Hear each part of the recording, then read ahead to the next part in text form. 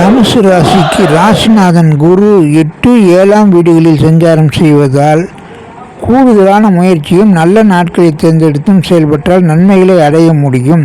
கார்த்திகை மாதம் 7, 8ஆம் தேதிகளில் உங்கள் ராசியிலேயே சந்திரன் சஞ்சாரம் செய்வதால் நிதானமுடன் திட்டமிட்டு செயல்பட்டால் நினைத்ததை அடைய முடியும்.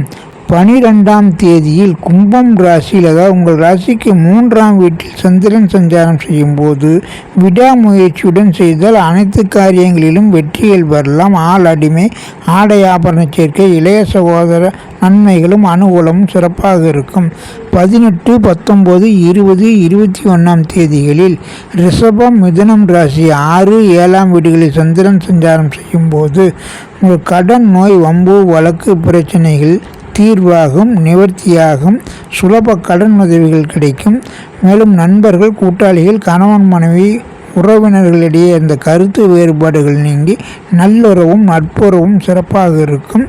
கூட்டு தொழில் லாபம் பெறலாம். திருமண முயற்சிகள் இனிதே கைகூடும்.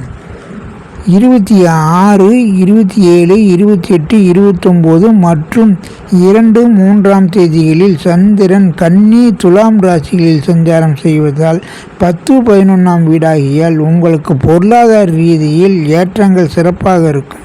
வேலை, தொழில், வியாபாரம் ரீதியான முயற்சிகளில் கூடுதல் அனுகூலமும் ஆதாயங்களும் பெறுவீர்கள்.